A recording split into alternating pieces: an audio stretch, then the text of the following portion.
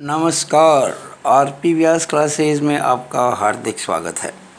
Diploma first year subject code 104 applied mathematics में chapter 6 है functions का, यानी कि फलन का। और इसमें हम आज आपके समक्ष वीडियो लेक्चर नंबर 11 प्रस्तुत कर रहे हैं। अब तक मैं आपके समक्ष 10 वीडियो लेक्चर प्रस्तुत कर चुका हूँ, ये 11वां है। आज इस लेक्चर में हम आपको सीमाओं पर कुछ महत्वपूर्ण प्रमेय के बारे में बताएंगे। इनको हम लिमिट्स की बीजगणित भी कह सकते हैं, यानी कि अलजेब्रा ऑफ लिमिट्स। बहुत काम आती है कठिन प्रश्नों को हल करने में, तो आप इसको याद रखें। इनका जो सत्यापन है आपकी कोर्स की सीमाओं के बाहर है, सत्यापन हम नहीं करेंगे, आपको केवल याद रखना है। देखिएगा, जो सबसे पहली थ्योरम है वो है limit x tending to a constant into a function is equal to that constant into limit x tending to a fx। बहुत आसान है याद रखना। किसी फंक्शन को किसी कांस्टेंट से मल्टीप्लाई करें, उसके बाद उसकी लिमिट लें, या उस फंक्शन की लिमिट लेकर उसको उस कांस्टेंट से मल्टीप्लाई करें, यानी कि limit of product of a constant and a function is equal to product of that constant into limit of that function. यानी कि अचर और फलन के गुणनफल की सीमा बराबर अचर और फलन की सीमा का गुणनफल। ऐसे याद रखें इसको। दूसरा जो आपको याद रखना है वो है लिमिट। यहाँ एक बात और ध्यान रखना है, यहाँ जो लिमिट है ना x टेंडिंग टू a, यहाँ भी वो सेम रहनी चाहिए, लिमिट नहीं चेंज होनी चाहिए। Limit x tending to a fx plus minus gx is equal to limit x tending to a fx plus minus limit x tending to a gx। बहुत आसान है ना। कैसे? दो फंक्शंस की जोड़ या बाकी की लिमिट, या उनकी लिमिट की जोड़ या बाकी। आप फंक्शन को जोड़ो या घटाओ फिर लिमिट लो, या उनकी लिमिट पहले लो उसके बाद उनको जोड़ो या घटाओ, बात बराबर है। तीसरी, limit x tending to a fx multiplied by gx is equal to limit x tending to a fx multiply limit x tending to a gx। यानी कि दो फंक्शंस का गुणा करके लिमिट लो, या उनकी लिमिट लेके फिर गुणा करो। यूँ कह सकते हैं कि limit of product of two functions is equal to product of their limits. चौथा, limit x tending to a fx upon gx is equal to limit x tending to a fx upon limit x tending to a gx। बस इसमें condition है, where limit x tending to a gx is not equal to 0। क्योंकि अगर ये denominator 0 हो गया, यानी हर 0 हो गया, तो फिर ये डिफाइंड ही नहीं होगा, एग्जिस्ट नहीं करेगा। तो ये याद कैसे करें? दो फंक्शंस को डिवाइड करने के बाद उसकी लिमिट लो, या उनकी लिमिट लेने के बाद में उनको डिवाइड करो। लेकिन लिमिट लेने के बाद में ध्यान रखें कि जो ये डिनोमिनेटर है इसकी लिमिटिंग वैल्यू 0 नहीं होनी चाहिए, वरना ये सही नहीं होगा। ये 4 हो गए, 5वां लेते हैं। Limit of x tending to a log of fx बराबर log of limit x tending to a fx। यानी यहाँ तो हमने क्या किया है कि उस फंक्शन की लॉग लिया है और उसके बाद में लिमिट ली है, और यहाँ लिमिट फंक्शन की पहले ली है, बाद में उसका लॉग लिया है। तो क्या बोलेंगे इसको, limit of log of a function is equal to log of limit of the function. एक और है जो कभी कभी काम लेंगे अपन, limit x tending to a f x की पावर जी एक्स। यानी कि एक फंक्शन की पावर एक दूसरा फंक्शन है और उसके बाद लिमिट लिया है। यहाँ क्या करेंगे, जो बेस है ना उसकी लिमिट लेंगे, लिमिट एक्स टेंडिंग टू ए। हर बात में एक बात ध्यान, लिमिट को चेंज नहीं करना है, लिमिट वही रहेगी एक्स टेंडिंग टू ए। तो limit x tending to a f x की power limit x tending to a g x. यहाँ हमने एक फंक्शन की पावर दूसरा फंक्शन किया था और जो रिजल्ट आया उसकी लिमिट ली। यहाँ हमने बेस की लिमिट ली, फिर इंडेक्स यानी पावर की लिमिट ली, फिर उसको हमने पावर बना दिया। तो ये आपको बहुत इम्पोर्टेंट जो फॉर्मूले हैं, थ्योरम्स के दो, फॉर्मूले के दो, अलजेब्रा के दो, लिमिट्स की, ये आपको ध्यान रखनी है और ये बहुत काम आएंगे।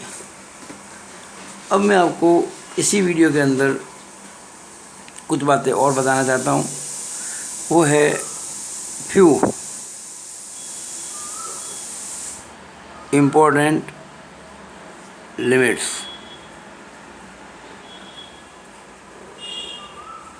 ये फॉर्मूले हैं, आपको याद रखने हैं। कुछ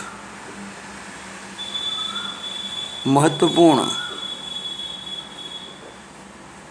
सीमाएं, ये आपको याद रखनी है। इसमें मैं आपको कुछ फॉर्मूले लिखवाऊंगा और अगली वीडियो में उनको प्रूव भी करूंगा। अगला जो वीडियो होगा 12वां, उसमें इनको मैं प्रूव करूंगा। फिलहाल मैं आपको लिखवा रहा हूँ डायरेक्ट एज ए फॉर्मूला, आपको याद रखना है। जो पहली लिमिट है वो है limit x tending to 0 sine x upon x is equal to 1। दूसरा जो आपको याद रखना है वो है limit x tending to 0 tan x upon x is equal to 1। यहाँ एक बात आप ध्यान रखें कि ये जो x है ना वो यहाँ रेडियन में है, डिग्री में नहीं है। जैसे ये 60 डिग्री अगर होता, इसको पहले बदलेंगे π/3, फिर ये नीचे भी π/3 आएगा। इस बात को ध्यान रखें। इस पे जो x है वो इसमें है रेडियन में। Limit x tending to 0 cos x is equal to 1।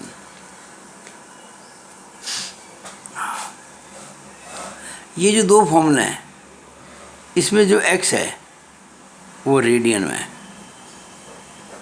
और यहाँ कोई फर्क नहीं पड़ता। अगर मैं सीधा भी लिख दूँ 0 डिग्री तो cos 0 1 ही होता है, कोई समस्या इसमें नहीं आएगी। ये जो तीन फॉर्मूले हैं ना, ये एक कैटेगरी हो गए, याद रखने में आपको आसानी रहेगी, सेम कैटेगरी में हो गए। अब मैं आपको तीन फॉर्मूले एक अलग कैटेगरी दिखाना चाहता हूँ। Number 4, limit x tending to 0 a raise to x minus 1 upon x is equal to log a base e।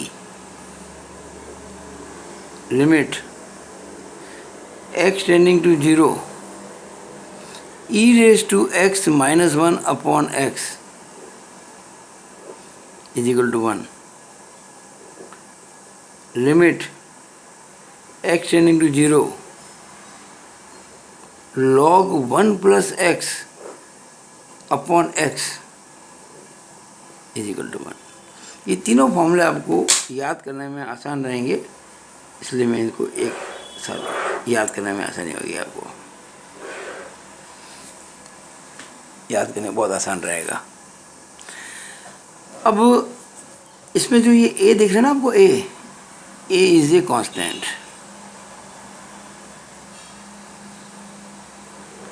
बस ये जो कांस्टेंट है ये नेगेटिव नहीं होता है, और इसको हम 1 भी नहीं लेते हैं, 0 से 1 के बीच में होता है और 1 से बड़ा होता है। नेगेटिव भी नहीं होता है, 0 भी नहीं होता है और 1 भी नहीं होता है, ये होगा। अब इस फॉर्मूले से ये फॉर्मूला बन जाता है ऑटोमेटिकली। अगर मैं ए की जगह ए लिख दूँ तो ये कांस्टेंट आप जानते ही हैं, ये जो होता है वो 2.718 यानी कि अप्रॉक्सीमेट 2.72 होता है। ये कांस्टेंट है, मैथ्स में काम आता है।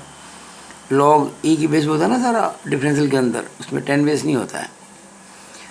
तो अगर मैं इस फॉर्मूले में ए की जगह ई लिख दूँ तो सब जगह जहाँ जहाँ ए आ गया वहाँ ई आ जाएगा। तो यहाँ क्या आ जाएगा, ए की जगह ई हो जाएगा, e raise to x minus 1 upon x, ये बन गया। और वहाँ लॉग ई बेस ई हो गया, और लॉग ई बेस ई 1 होता है, जो कि ये है। तो ये दोनों फॉर्मूले बेसिकली एक ही हैं, लेकिन अलग अलग आपको याद रखना ठीक रहेगा। तो कितने फॉर्मूले आपके हो गए अब तक? 6 फॉर्मूले हो गए। अब इसमें कुछ फॉर्मूले और हैं जो आपको मैं लिखा देता हूँ। एक पेज और ले लेते हैं। फॉर्मूला नंबर 7 देखिएगा, limit x tending to a x raise to m minus a raise to m upon x minus a is equal to m into a की पावर m माइनस 1, ठीक है ना। m a की power m minus 1, ये formula आपको याद रखना है, बहुत काम का है। हम इन सब फॉर्मूलों को अगले वीडियो में प्रूव करेंगे। इस बार आप याद रख लें और समझ लें को कैसे काम में लेते हैं। लिमिट x टेंडिंग, ये ध्यान रखना, x टेंडिंग टू a है ना, तो यहाँ x माइनस a आएगा, और यहाँ पावर m है तो यहाँ a की पावर m ही आएगी, और यहाँ ये पावर आगे मल्टीप्लाई होगी और a raise to m minus 1 हो जाएगा। 8वां formula, limit x tending to 0 1 plus x raise to 1 upon x is equal to e. फिर limit x tending to infinity 1 plus 1 upon x raise to x is equal to भी e होता है। ये दोनों फॉर्मूले याद करने में थोड़ा ध्यान रखें। शेप क्या बन रही है? शेप ये बन रही है 1 प्लस 0 रेस टू इन्फिनिटी। आप ऐसे याद करेंगे तो भूलेंगे नहीं कभी भी। 1 प्लस 0 रेस टू इन्फिनिटी बन रहा है। देखिए, अगर x 0 है तो ये 0 है तो 1 प्लस 0 हो गया, और पावर 1 अपॉन 0 क्या होता है? इन्फिनाइट। तो 1 प्लस 0 रेस टू इन्फिनिटी, ये फॉर्म बन रही है। यहाँ भी यही है, अगर x इन्फाइनाइट है तो 1 अपॉन इन्फिनाइट क्या हो जाएगा? 0 हो गया। 1 प्लस 0, ये रहा 1 plus 0 raise to x, x खुद क्या है? इन्फाइनाइट। तो एक्चुअली दोनों याद करने में आसानी होगी अगर आपको ये फॉर्म याद रहे तो, 1 प्लस 0 रेस टू इन्फिनिटी। तो याद रखें, ये सभी फॉर्मूले जो आपको मैंने लिखवाए हैं ये बहुत इंपॉर्टेंट है, और हमारे जो अगला हम इसी फंक्शन के चैप्टर में जो करने जाएंगे, कंटिन्यूटी एंड डिफरेंशिएबिलिटी, उसमें ये बड़े काम आएंगे। थोड़ी सी जगह इस पेज में बच गई है तो कुछ फॉर्मूले आपको समझा दूं और मैं आपको।